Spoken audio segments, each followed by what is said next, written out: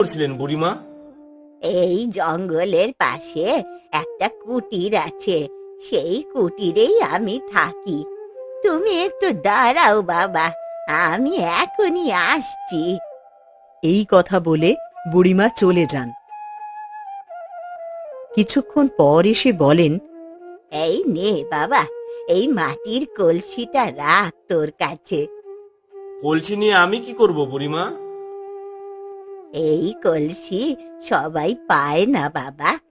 যে ব্যক্তির মন পরিষ্কার আর সরল থাকে সেই শুধু এই কলসি পাবার অধিকারী হন। এই নে বাবা, এ কোনো সাধারণ মাটির কলসি নয়। এর মধ্যে তুই যতবার মন্ত্র বলবি ততবারই এই কলসি তোকে নতুন নতুন নানা রঙের জামা কাপড় উপহার দেবে। আর জীবনে তোর কোনো অভাব থাকবে না বাবা। মন্ত্রটা হলো 3 বার করে বলতে হবে, কেমন? এই কথা বলে বুড়িমা সেখান থেকে উধাও হয়ে যায়। ভালোই হলো, আমাকে আর কাট কাটতে লাগবে না।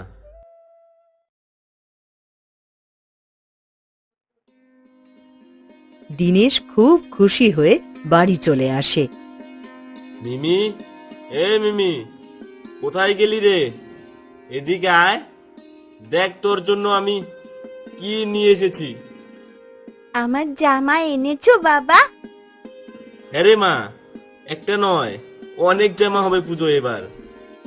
তখন মিমির মা আসে। কি বলছো তুমি এসব? মাথা খারাপ হয়ে গেল নাকি?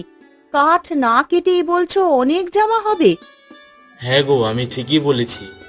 কলসির ভিতর থেকে নানা রঙের নতুন নতুন জামা বের হবে। আমি তোমার কথা কিছুই বুঝতে পারছি না গো। তখন দীনেশ সব ঘটনা বলে। এই সবই হচ্ছে মায়ের কৃপা। হ্যাঁ গো, তুমি ঠিকই বলেছো। পুজোর আর 2 দিন বাকি বাবা, তাড়াতাড়ি আমাকে জামা বের করে দাও। হ্যাঁ হ্যাঁ, দিচ্ছি। মন্ত্রটা কি যেন ছিল? হ্যাঁ, মনে পড়েছে। দীনেশ মন্ত্র বলতে থাকে এবং মাটির কলসিতে জামা চলে আসে। আমার তো বিশ্বাসই হচ্ছে না, এ তো অবাক কাণ্ড। দীনেশ একটা জামা তুলে তার মেয়েকে দেয়। আমার খুব আনন্দ লাগছে বাবা, নতুন জামা পেয়ে। বাহ, জামাটা তো দেখতে খুব সুন্দর, আমাদের মেয়েকে খুব মানাবে। হ্যাঁ, ঠিকই বলেছো। আমাদের এই মেয়েকে খুব মিষ্টি দেখাবে। এদিকে জমিদারের সহকর্মী তাদের উপরে নজর রাখছিল। মালিককে এখনই সব বলতে হবে। এই কথা বলে সহকর্মী ভজা জমিদারের কাছে যায়। কি বলছিস কি তুই এসব? মাটির কলসির থেকে কখনো আবার জামা বের হয় নাকি? হ্যাঁ মালিক, আমি নিজের চোখে সব দেখে আসলাম। দিনেশ গড়গড় করে মন্ত্র বলছে আর কলসির থেকে জামা বের হচ্ছে। এ তো দেখছি আজব কাণ্ড। আগে কখনো এমনটা শুনিনি। মালিক, আপনাকে একটা কথা বলবো। আর কি বলার বাকি আছে তোর? বল। আপনি যদি জঙ্গলে না পাঠাতেন তবে দিনেশের ওই কলসি পাওয়া হতো না। তাই বলছিলাম, ওই কলসির প্রতি আপনারও তো কিছু অধিকার আছে নাকি? কথাটা তুই মন্দ বলিসনি।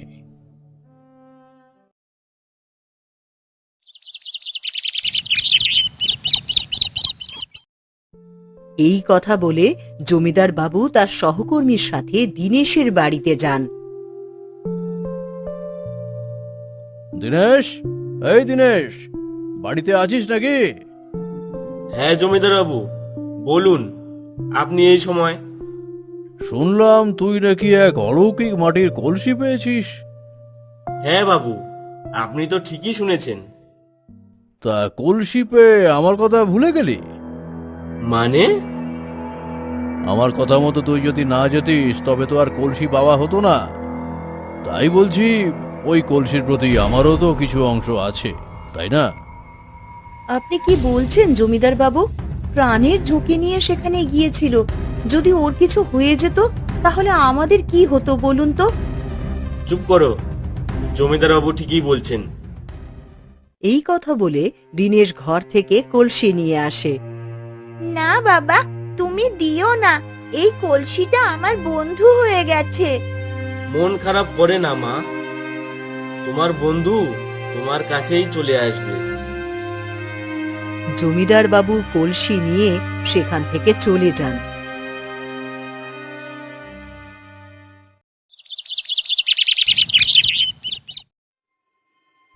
মালিক তোমার কলসি ফেরত পাঠিয়েছে। কেন রে, কি হয়েছে? মন্ত্র পড়ার পরেও কলসি থেকে জামা বের হচ্ছে না, উল্টো জল বেরোচ্ছে। তুই কি বলছিস এইসব? কি রে মা, আমি তোকে বলছিলাম না তোর বন্ধু তোর কাছে চলে আসবে? হ্যাঁ বাবা, আমি খুব খুশি হয়েছি। কিন্তু এসব তোমার মনে নেই সেদিনকার ঘটনার কথা? বুড়িমা কি বলেছিল? মিমির মা কিছুক্ষণ পরে বলে, হ্যাঁ হ্যাঁ, মনে পড়েছে। বুড়িমা বলেছিল যার মন পরিষ্কার এবং সৎ হয় সেই কেবল এই কলসির অধিকারী হন। আমাদের মতো অনেক মা বাবা আছে যারা তাদের সন্তানদের জন্য হয়তো ভালো জামা কাপড় কিনতে পারছে না।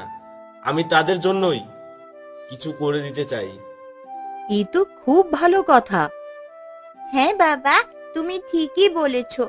আমিও চাই গ্রামের সবাই যেন নতুন জামা পরে পুজো দেখতে পারে। খুব মজা হবে, আমরা সবাই মিলে একসাথে আনন্দ করব। গাছের নিচে একটা দাদু বসে থাকে, তাকেও আমি আসতে বলবো বাবা।